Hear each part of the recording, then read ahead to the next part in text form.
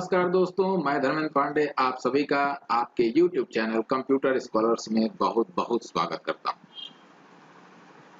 आज मैं Microsoft word Hindi notes tutorial का भाग 3 आपके सामने लेके आया हूं, जिसमें हम लोग माइक्रोसॉफ्ट वर्ड में एडिटिंग के विषय में जानकारी लेंगे और ये जानकारी आपके लिए बहुत ही महत्वपूर्ण होने वाली है। तो इसलिए समय ज़्यादा खर्च न करते हुए हम लोग ट्यूटोरियल शुरू करते हैं।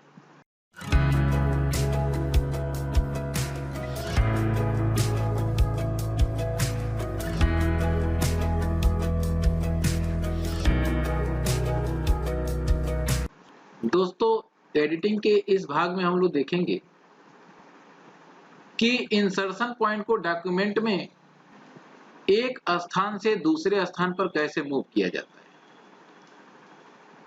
तो इसके दो तरीके हैं। पहला है माउस से, जो सबसे ज्यादा लोग प्रयोग करते हैं, और दूसरा है कीबोर्ड से। लेकिन इस बात का ख्याल आपको रखना होगा कि जब भी आप टाइपिंग के मोड में काम कर रहे हो तो उस समय कीबोर्ड से इंसर्शन पॉइंट को मूव करना बहुत ही बेहतर होता है, क्योंकि जब आपका हाथ कीबोर्ड और माउस दोनों पर रहेगा तो टाइपिंग बढ़िया से नहीं हो सकती है, क्योंकि टाइपिंग के लिए तो दोनों हाथों का कीबोर्ड पर होना बहुत जरूरी है। जबकि एक हाथ आपका कीबोर्ड पर और एक हाथ से माउस आप अगर चला रहे हैं तो ऐसी स्थिति में आप टाइपिंग बढ़िया से नहीं कर सकते। तो उसके लिए जरूरी होगा कि इंसर्शन पॉइंट को तेजी के साथ अगर डॉक्यूमेंट में मूव करना हो तो उसके कौन सी विधियों का प्रयोग किया जाए। तो सबसे बढ़िया विधि होती है आपकी कीबोर्ड से। तो अगर तेजी के साथ टाइपिंग करना है तो कीबोर्ड का प्रयोग करते रहिए। चलिए शुरू करते हैं और देखते हैं कि माउस से कैसे मूव किया जाता है और कीबोर्ड से कितनी विधियां हैं जिससे आप इंसर्शन पॉइंट को मूव कर सकते हैं डॉक्यूमेंट के भीतर। तो आपके सामने डॉक्यूमेंट खुला हुआ है, इसमें 14 पेजेज हैं कुल मिला के, और हम लोग देखेंगे कि कैसे इंसर्शन पॉइंट को डॉक्यूमेंट में मूव किया जाता है माउस की सहायता से। तो जब भी आपको माउस से इंसर्शन पॉइंट को डॉक्यूमेंट में मूव करना हो तो उसके लिए जरूरी होता है कि आप माउस के लेफ्ट बटन को उस जगह पर ले जाकर डॉक्यूमेंट में क्लिक कर दे जहां पर आपको इंसर्शन पॉइंट को मूव करना है। देखिए जैसे मैं कर रहा हूं पिक्चर्स के पास, तो यहाँ पर आपका इंसर्शन पॉइंट जंप करके आ गया। फिर इसके बाद हम दूसरे जगह चलते हैं और अगर आपको यहाँ पर एडिटिंग करना हो तो यहाँ पर आप इंसर्शन पॉइंट चला आया। तो ऐसे में आप देख सकते हैं कि जहां जहां भी आप क्लिक कर देंगे वहां वहां इंसर्शन पॉइंट चला आएगा। लेकिन ये ध्यान रखना होगा कि आप अगर टाइप कर रखे हैं तो ठीक है, लेकिन अगर आपको जल्दी जल्दी काम करना हो तो ऐसे में आपको कीबोर्ड का सहारा लेना पड़ता है और यही सबसे बढ़िया बेहतर विधि मानी जाती है। तो चलते हैं और कीबोर्ड की सहायता से देखते हैं कि इंसर्शन पॉइंट को कैसे मूव किया जा सकता है। तो हम सबसे पहले इंसर्शन पॉइंट को टॉप पर रखते हैं और नॉर्मली एक एक करके जानेंगे कि कीबोर्ड से कैसे इंसर्शन पॉइंट को मूव किया जाता है। तो देखिए, अगर आप डायरेक्शन की होते हैं 4 आपके कीबोर्ड पर, left, right, up and down, इन चारों का प्रयोग हम लोग इंसर्शन पॉइंट को मूव करने के लिए करते हैं और नॉर्मली लोग इसको जानते भी हैं। जैसे कि आप राइट डायरेक्शन की को प्रेस करेंगे तो इंसर्शन पॉइंट एक एक कैरेक्टर यानी अक्षर वो राइट साइड में मूव करता रहता है। ये देखिए, अगर लेफ्ट प्रेस करते हैं डायरेक्शन की को तो लेफ्ट की ओर एक एक कैरेक्टर मूव करता है। अगर डाउन डायरेक्शन की को नीचे की ओर प्रेस करते हैं तो देखिए वो एक एक लाइन नीचे की ओर मूव होता है, और अप डायरेक्शन की को प्रेस करने पर वो ऊपर एक एक लाइन मूव करता रहता है। लेकिन केवल इतना ही नहीं होता है, इसके बहुत सारे काम हैं इन डायरेक्शन कीज के, कि इन डायरेक्शन कीज का क्या प्रभाव पड़ता है अगर हम इनको कंट्रोल की के साथ प्रयोग करें। तो देखिए, अगर आप कंट्रोल की के साथ राइट डायरेक्शन की का प्रयोग करते हैं तो डायरेक्टली एक अक्षर नहीं पूरा एक शब्द जंप कर जाएगा राइट साइड। उदाहरण में देख सकते हैं, देखिए ऑन के पास है और मैंने कंट्रोल की को प्रेस किया राइट डायरेक्शन की, देखिए ऑन से सीधे द पर फिर इंसर्ट पर, फिर टैब पर। इस तरह से तेजी के साथ आप कंट्रोल की के साथ अपने इंसर्शन पॉइंट को मूव कर सकते हैं। इसी तरह से अगर लेफ्ट डायरेक्शन की को कंट्रोल की के साथ प्रयोग किया जाए तो वो एक एक वर्ड यानी शब्द बाईं ओर मूव करता रहेगा। यहां देख सकते हैं आप, तो तेजी के साथ ये मूव हो रहा है। और यही अगर आप कंट्रोल की के साथ डाउन डायरेक्शन की को प्रेस करते हैं तो कंट्रोल अर्थात आपका इंसर्शन पॉइंट एक पैराग्राफ नीचे की ओर जंप कर जाता है। यहां पर उदाहरण में देख सकते हैं, देखिए पूरा पैराग्राफ जंप किया, आप देख सकते हैं। तो अब कंट्रोल के साथ अप डायरेक्शन की को प्रेस करने पर ऊपर एक पैराग्राफ जंप करता है इंसर्शन पॉइंट, और अगर कंट्रोल के साथ डाउन डायरेक्शन की का प्रयोग करते हैं तो वो नीचे की ओर एक एक पैराग्राफ जंप करके पहुंच जाता है। तो इसको आप समझ गए होंगे। अब अगला है होम। आप कीबोर्ड पर होम की को जरूर देखे होंगे। होम की और एंड की, ये दो की होते हैं कीबोर्ड के ऊपर। जब भी आप इंसर्शन पॉइंट को लाइन के शुरू में ले जाना चाहते हैं या अंत में ले जाना चाहते हैं तो उसके लिए आपको बहुत ही आसान तरीका दिया हुआ है कीबोर्ड के ऊपर कि आप सीधे अगर लाइन के शुरू में है, बीच में है, तो होम या एंड की को प्रेस करके आप तत्काल लाइन के प्रारंभ में या अंत में जा सकते हैं। तो इसके लिए मैं इंसर्शन पॉइंट को एक शब्द के पास रखता हूं बीच में, अब होम प्रेस करता हूं। होम की को प्रेस करने पर देखिएगा कि इंसर्शन पॉइंट लाइन के प्रारंभ में चला जाएगा। मैंने प्रेस किया, देखिए 2 के पास चला गया लाइन के शुरू में, और एंड प्रेस करने पर लाइन के अंत में। तो आप जिस लाइन में है, इंसर्शन पॉइंट जिस लाइन में है उसमें होम की प्रेस करने पर इंसर्शन पॉइंट लाइन के प्रारंभ में चला जाता है और एंड की प्रेस करने पर लाइन के अंत में चला जाता है। अब इन दोनों कीज का प्रयोग हम लोग कंट्रोल की के साथ करेंगे, कंट्रोल प्लस होम और कंट्रोल प्लस एंड का।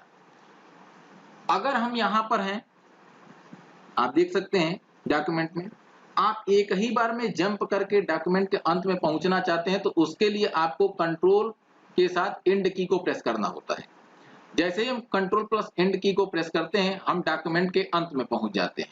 यहाँ पर मैं उदाहरण में दिखाने जा रहा हूं, कंट्रोल प्लस एंड प्रेस किया, देखिए हम डॉक्यूमेंट के सबसे अंत में पहुंच गए हैं। यहाँ आप देख सकते हैं इंसर्शन पॉइंट यहाँ नजर आ रहा है आपको। और अगर हम कंट्रोल के साथ होम की को प्रेस करते हैं तो आपका इंसर्शन पॉइंट डॉक्यूमेंट के सबसे प्रारंभ में पहुंच जाता है।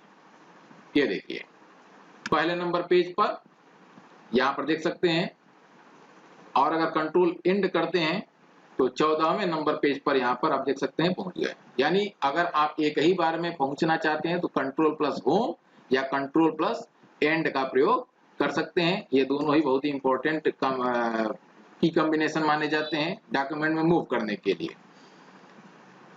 अगला है पेज अप और पेज डाउन। तो पेज अप का मतलब होता है कि हम एक एक पेज ऊपर की ओर मूव करते हैं या एक एक स्क्रीन भी कह लें। तो यहां पर हम लोग अगर पेज पूरा हमारे सामने दिखाई दे रहा है, फिट विंडो में अगर फिट है, तो ऐसी स्थिति में आपका पूरा एक पेज मूव हो जाएगा। और अगर आपके सामने पूरा पेज नहीं आ रहा है तो एक एक स्क्रीन आपकी मूव करती है। तो ऐसे में हम लोग पेज अप और पेज डाउन का प्रयोग सीख रहे हैं। तो हम इसमें पेज अप और पेज, जब हम पेज अप का प्रयोग करते हैं, प्रारंभ में इंसर्शन पॉइंट आपके प्रारंभ में है, नीचे के पेजों पर आपको पहुंचना हो तो आप ऐसी स्थिति में पेज डाउन का प्रयोग करें। देखिए मैं प्रेस कर रहा हूं तो आप देख सकते हैं कि एक एक स्क्रीन बहुत तेजी के साथ क्या हो रहा है, मूव हो रहा है। तो अगर आपको 8वें नंबर पेज पर पहुंचना है तो बस प्रेस किया और 8वें नंबर पेज पर हम लोग पहुंच गए। तीसरे नंबर पर पैराग्राफ पर पहुंचना है तो ऐसे में हम कंट्रोल के साथ डाउन डायरेक्शन की को प्रेस कर देते हैं। देखिए हम तीसरे नंबर पैराग्राफ पर पहुंच गए। तो तेजी के साथ इंसर्शन पॉइंट में इस विधियों का प्रयोग करके पहुंचा जा सकता है। अब पेज अप करते हैं तो एक एक पेज हम ऊपर की ओर मूव करते हैं। आप देख लिए होंगे। इसी तरह आप कंट्रोल के साथ भी इनका प्रयोग कर सकते हैं। अब एडिटिंग में सिलेक्शन बहुत ही इंपॉर्टेंट पार्ट होता है। अगर आप सिलेक्ट करना नहीं जानते हैं ठीक से, तो एडिटिंग भी ठीक से आप नहीं कर सकते, और एडिटिंग के लिए तेजी के साथ सिलेक्शन करना भी बहुत ही इंपॉर्टेंट होता है।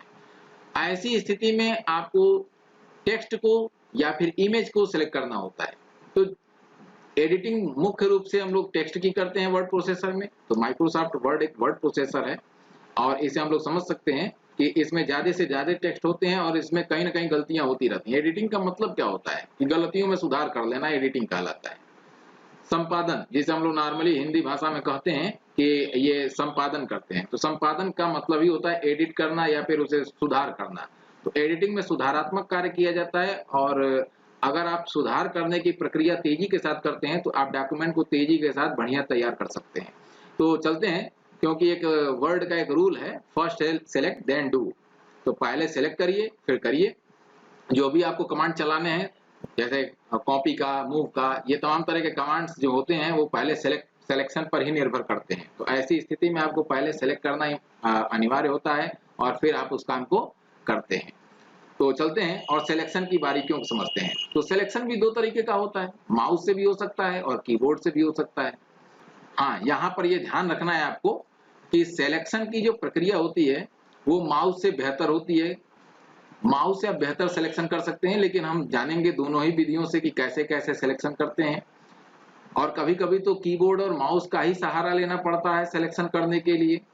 तो अगर बढ़िया सिलेक्शन आपको करना हो तो ऐसे में ये ध्यान रखना है कि सिलेक्शन के पूरे मेथड को आपको ठीक से समझना होगा। तो देखते हैं कौन कौन सी विधियां हैं। तो सबसे पहले हम कीबोर्ड की सहायता से सिलेक्शन करना सीखेंगे। तो प्लेस द इंसर्शन पॉइंट, वहां पर इंसर्शन पॉइंट उस जगह पर रखिए जहां से आपको सिलेक्शन प्रारंभ करना हो। तो मैं यहाँ पर प्लेस कर दे रहा हूं एक शब्द पर इंसर्शन पॉइंट को तेजी के साथ, और यहां से मैं गैलरीज इंक्लूड टर्म्स, ये शब्द है और इन्हें मुझे सेलेक्ट करना है।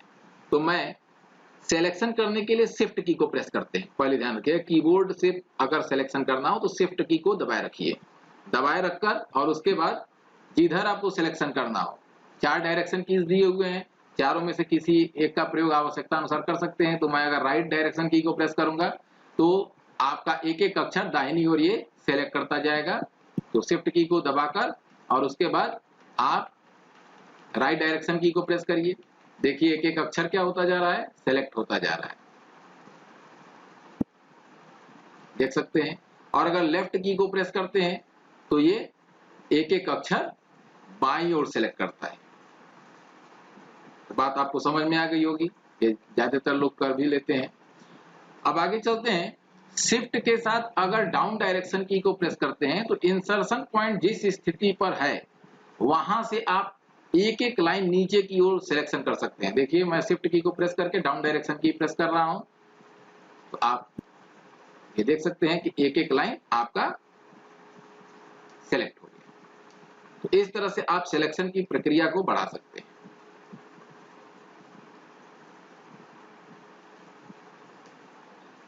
आप देख सकते हैं मैं अप डायरेक्शन की को प्रेस कर रहा हूं इस समय शिफ्ट के साथ, तो ये ऊपर की ओर सिलेक्ट कर रहा है।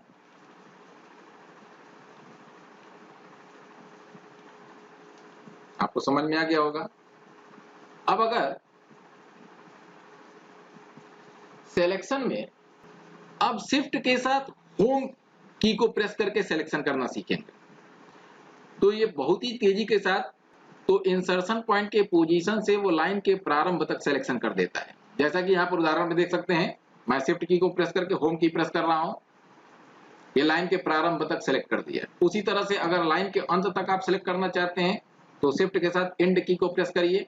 मैंने ये नोट्स में दे रखा है, बेहतर तरीके से आप जान जाएंगे, या मैं ट्यूटोरियल में बता रहा हूं आपको। तो यहां से आप आसानी से समझिए कि होम और एंड, होम और एंड।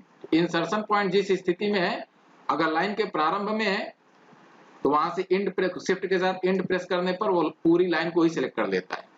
अब होम और एंड का काम यहीं पर खत्म नहीं होता है। यहां पर आपको ध्यान रखना होगा कि होम और एंड का काम कंट्रोल और शिफ्ट के साथ भी किया जाता है। तो मैंने यहां पर आपको उदाहरण में दिखाया है कि हमने चौथे पैराग्राफ के सबसे अंत पर हमने यहाँ पर चौथे पैराग्राफ के सबसे अंत में इंसर्शन पॉइंट को मूव किया हुआ है, और अगर कंट्रोल शिफ्ट और होम प्रेस करते हैं तो आप जिस पोजीशन पर इंसर्शन पॉइंट को रखे हैं वहां से टॉप तक, अब टॉप मतलब डॉक्यूमेंट के शुरू तक वह सिलेक्शन कर देगा। यहां पर देखिए कंट्रोल शिफ्ट और होम,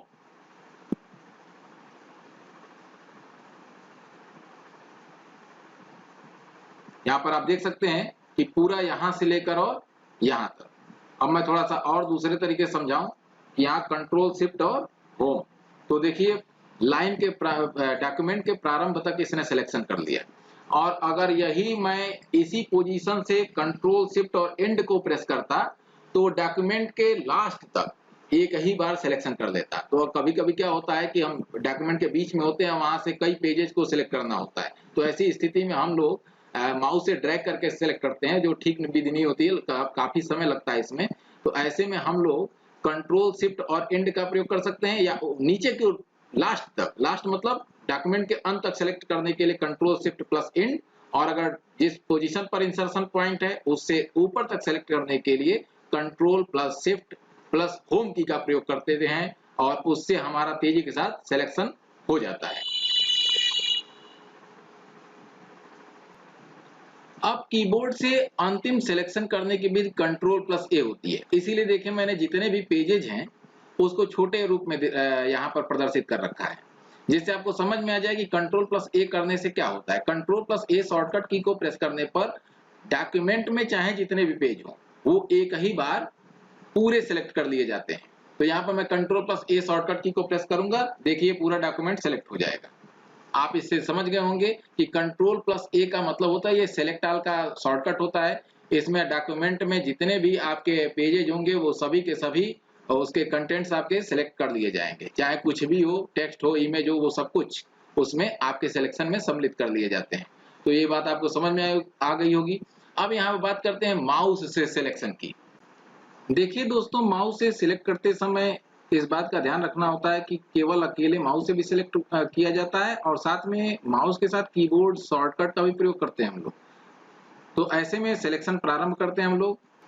अगर आप किसी शब्द को डॉक्यूमेंट में सेलेक्ट करना चाहते हैं तो उसके लिए माउस पॉइंटर को उस शब्द के ऊपर ले जाइए और डबल क्लिक कर दीजिए, जैसा कि मैं कर रहा हूं। डबल क्लिक करने से पूरा का पूरा वो शब्द जो होगा, चाहे जितना भी बड़ा हो वो शब्द, वो सेलेक्ट कर लिया जाता है। यहाँ पर आप देख सकते हैं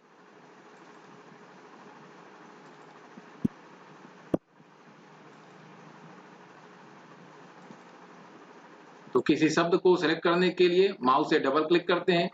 साथ ही अगर किसी वाक्य को आप सिलेक्ट करना चाहते हैं डॉक्यूमेंट के भीतर, किसी पैराग्राफ के भीतर, तो उसके लिए आपको पहले कीबोर्ड से कंट्रोल की को दबाए रखना है, उसके बाद उस वाक्य के ऊपर माउस से एक बार क्लिक कर देना है।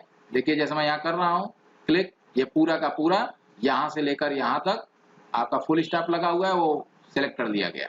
उसी तरह दूसरे पैराग्राफ में ले जाइए और यहाँ पर आप सिलेक्शन कंट्रोल की को दबाकर, और आप देख सकते हैं कि वो वाक्य पूरा सेलेक्ट कर लिया जाए।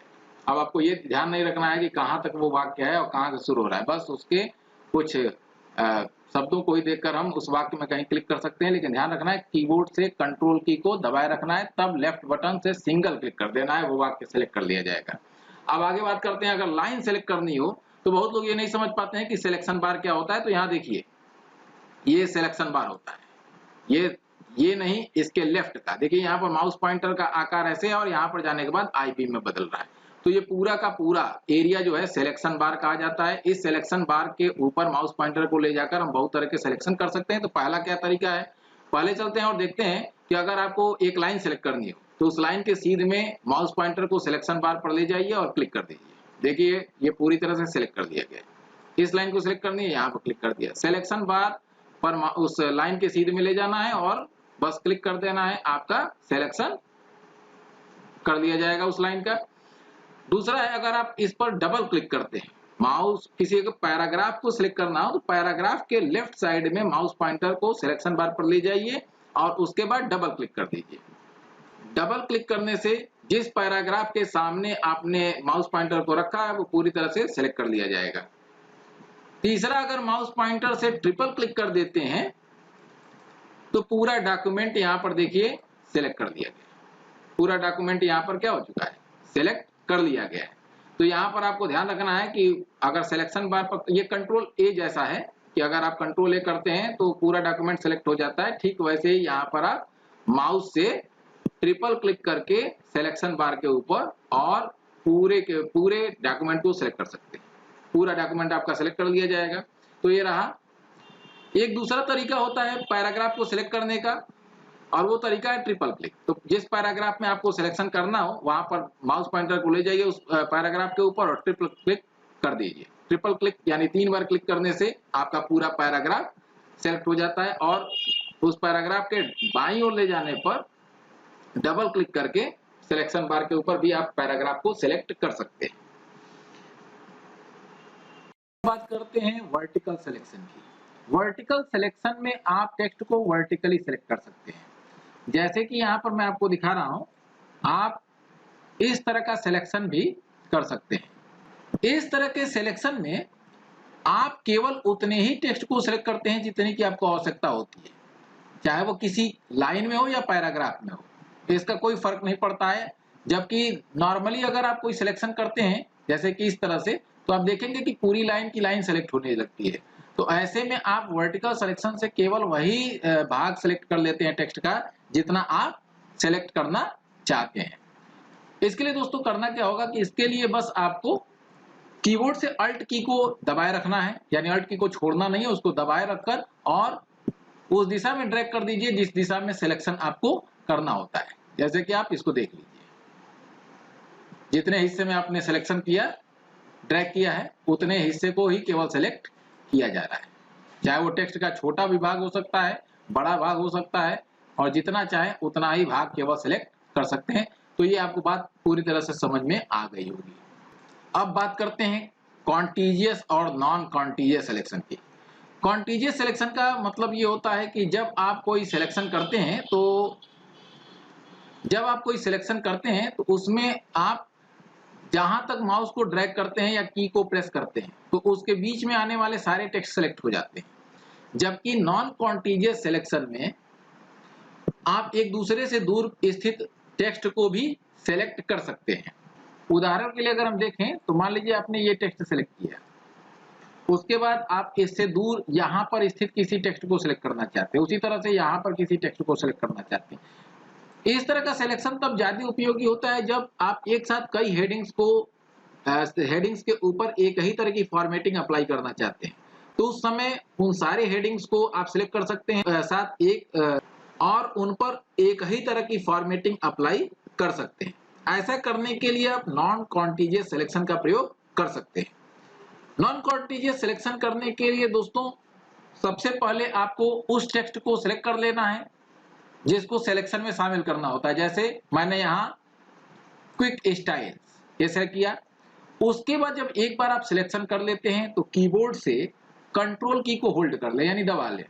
उसके बाद आप जिस टेक्स्ट को सिलेक्ट करना चाहते हैं ड्रैग करते जाइए और आप उसे सिलेक्ट कर सकते हैं। देखिए यहाँ पर आप जैसा चाहते हैं वैसे आप यहाँ पर सिलेक्शन का काम आसानी के साथ कर सकते हैं। तो ये आपका सिलेक्शन आप देख सकते हैं कि इस तरह से दूर स्थित टेक्स्ट को भी सिलेक्ट कर सकते हैं। तो इसका रूल याद रखिए कि पहले एक सिलेक्शन कर लीजिए कोई जहां से जिसको मैंने सिलेक्शन में शामिल करना हो, और उसके बाद कंट्रोल की को कीबोर्ड से होल्ड कर लीजिए, दबा लीजिए, और उसके बाद बारी बारी से उन दूर स्थित टेक्स्ट को भी सिलेक्ट कर लीजिए जिन्हें आपको सिलेक्शन में शामिल करना हो। तो दोस्तों आज के लिए बस इतना ही। आपको वीडियो कैसा लगा? अगर अच्छा लगा हो तो लाइक जरूर करिएगा, और हाँ, जो लोग इस वीडियो को पहली बार देख रहे हैं वो इस चैनल को सब्सक्राइब कर लें, और हाँ, बेल आइकॉन को प्रेस करना ना भूलें जिससे कि नए नए वीडियो का नोटिफिकेशन आप सभी को मिलता रहे। तो फिर अगले वीडियो में मुलाकात होगी दोस्तों, तब तक के लिए मुझे इजाजत दीजिए। नमस्कार, धन्यवाद।